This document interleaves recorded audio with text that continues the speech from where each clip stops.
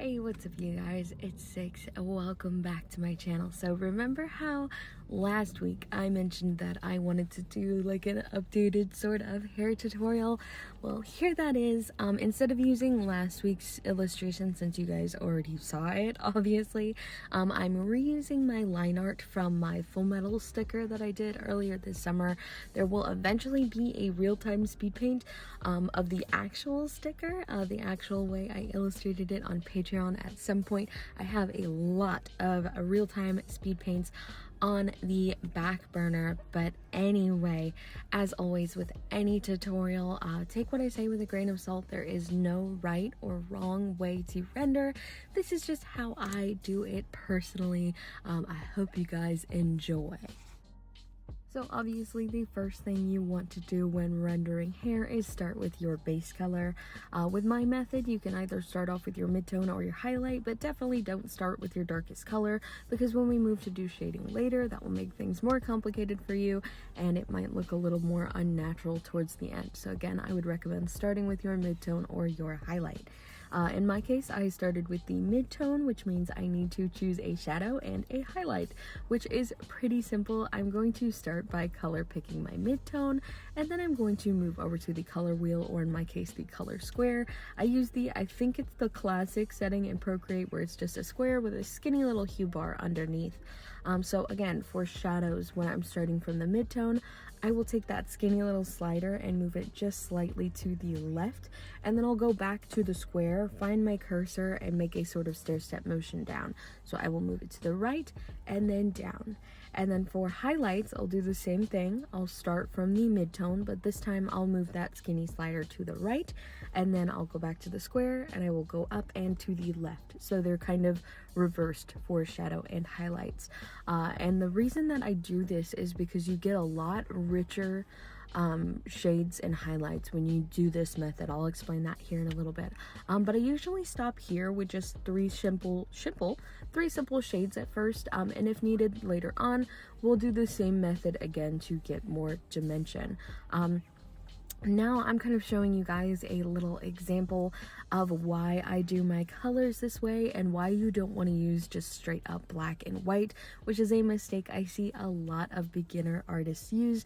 I went for exactly straight black and straight white, but I have also seen examples where people will take their base color and then just drag it straight down or straight up to get their highlights and their shadows, which is essentially the same thing as just using black and white. There's no saturation, there's no color theory going on. You're not getting as vibrant, as rich of tones as you possibly can. To explain my color picking method, we're starting from yellow. He's blonde, obviously, and when we use that little stair step method, our highlight, instead of being like, or our shadow, instead of being like a muddy yellow, is actually like almost like an orange, like a reddish orange, and it's nice. It balances off of the actual yellow tone.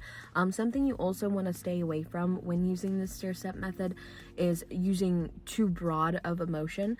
So let's say we're picking our shadow again. You want to be really careful that you're not sliding that hue bar super far to the left all the way into bright red territory, and then, you know, stair stepping down and shading his hair with like a legit like red. You don't want to do that. You want to use really subtle motions. They don't have to be too subtle, because obviously you want to get some dimension, you want to get some variation in tones, but just make sure you're not going way like super vibrant all of the time. There's also room to nitpick. If you make your stair step motion and you're like, I kind of like this color but it's just slightly too saturated, you can just dink it a little more, just desaturate it a little bit. Don't be scared to do that either. Just make sure you're not like purely shading with like a desaturated version of your base color, because it will not look as good as if you were to you know, use another color on the color wheel surrounding it. Same thing for your highlight. Again, you don't want to use straight up white. I mean, it looks fine, but it would look better if it were like a sort of like yellowish green, or like a brighter yellow than your base tone, because we're starting off with kind of more of an orangey yellow. So this bright yellow that we end up getting is really pretty. It looks really nice versus just using white and it's white.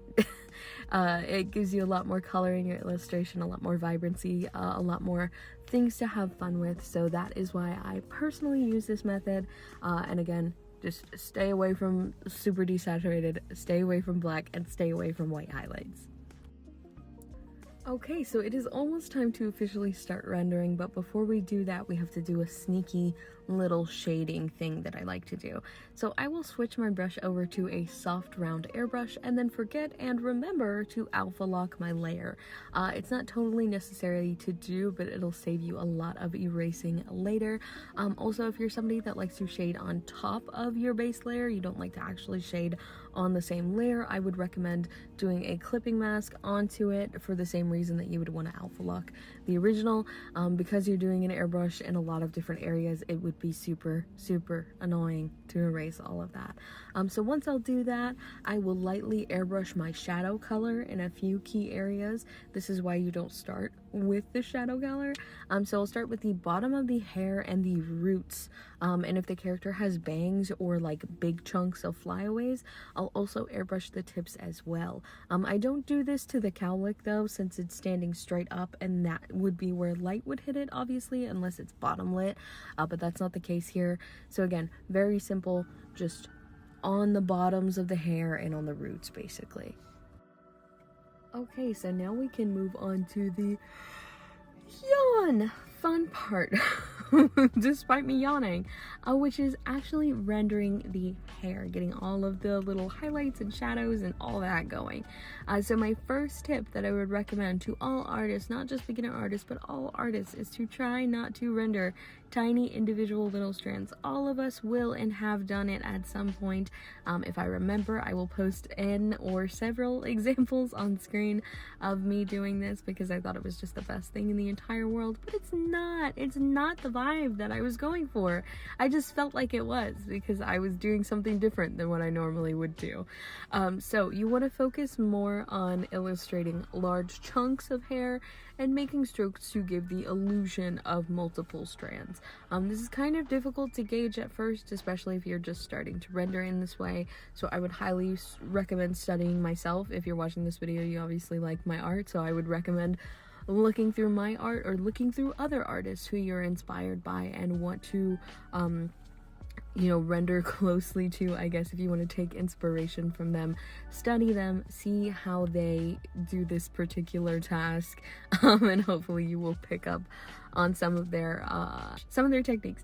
Anyway, another thing that I would recommend is using the smudge tool if you're a Procreate user. If you're somebody who uses Sai or Photoshop that has brushes that already have kind of like blending applied to them, this doesn't apply to you as much.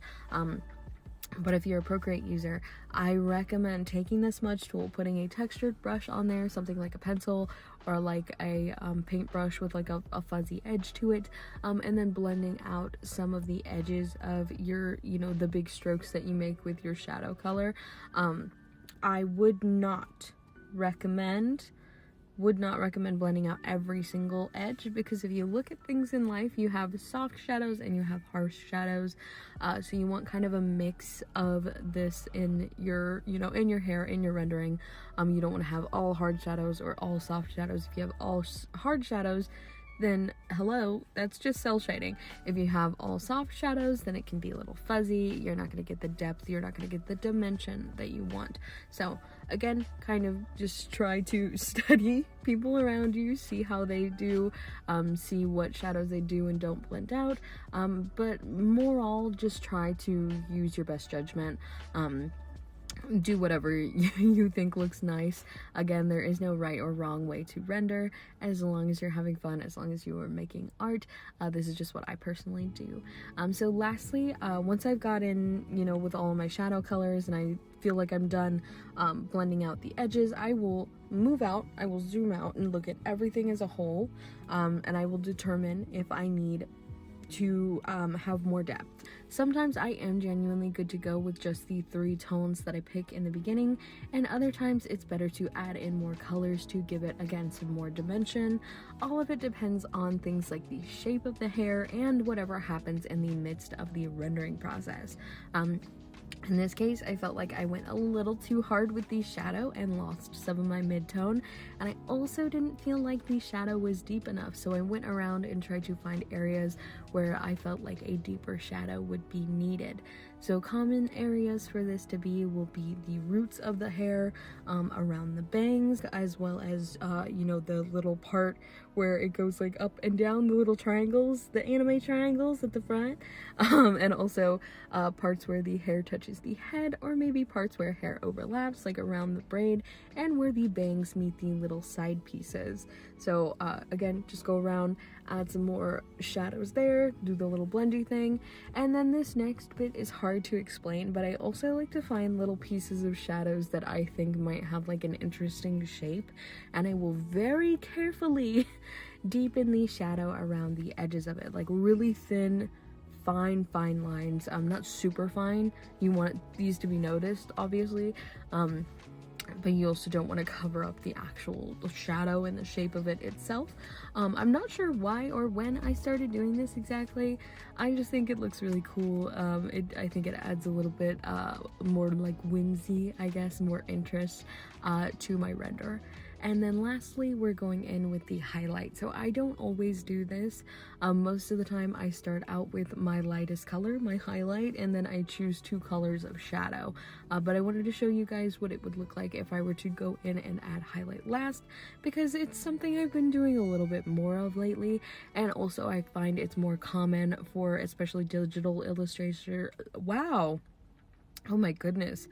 Digital illustrators to start out with their mid-tone and then add in shadow and highlight later.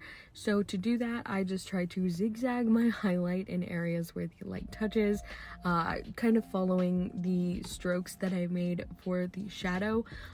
More often than not, this will be kind of in the middle of your strand chunks or along the edges if you want to do some fancy rim lighting. Something to keep in mind if you're a better illustrator than me is your light source. Where is your light source coming from? That is where highlight should be touching.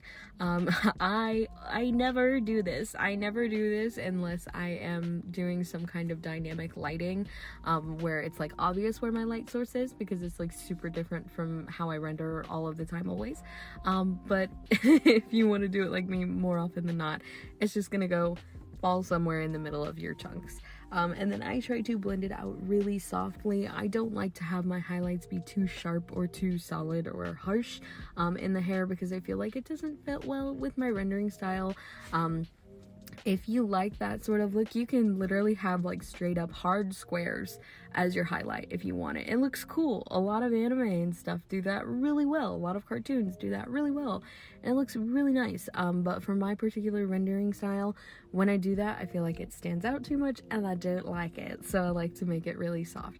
Another fun way to add highlights sometimes, if you feel like you have like a really interesting base color, like if you have like a really pretty like mint bluey green, rather than doing that highlight method that I mentioned earlier, you can take your mid-tone or your base tone or whatever, make a new layer, select a clipping mask, and then set your color or set the layer mask to either add or color dodge, and you'll get a really fancy pretty highlight. But again, still remember to blend it out. This is usually something that I do for more unnatural colors, but for like brown and black and blonde and ginger, I tend to stay in the little more natural color range, a little less vibrant. But again, if you're doing something really colorful, that's a fun way to add highlight as well. So there we have our finished piece. This might not seem much different from how I used to render hair, but I feel like the airbrush portion with the shadow makes my hair rendering go so much faster for some reason. Like compare this video to my hair tutorial in the past, oh my god, and see how much shorter the actual rendering process is. I'm sure I popped it in the iCard somewhere at some point, but that's about it for this video, you guys. Let me know what you want to see next, and as always, I want want to give a huge shout out to my patrons: Elise Holmson, Duran, Mandy, Schleeps, Created by Twins, Inky Moo Art, Psychwalker Art, Fish Norflesh, Akita Kai, Watery Turd, and our newest patron, Daru. It makes me so happy that my English disappeared. It makes me so happy that you guys are continuing to be here and support my Patreon, and help me come up with all these fun little projects, these fun little illustrations, and just it's so cool. It's so cool having you guys here. I am so glad I reopened it, because we have like this fun little community going on, and you guys are so creative and so cool. It's so interesting and so sweet, and I love you guys so much. Of course, I love you if you are here watching this video and supporting my YouTube channel as well. It means so much to me. Do not forget to tell me what you guys want to see on the channel next, because I've been really good at uploading consistently, but I'm starting to run out of ideas and I need help. Okay, I love you guys. Bye.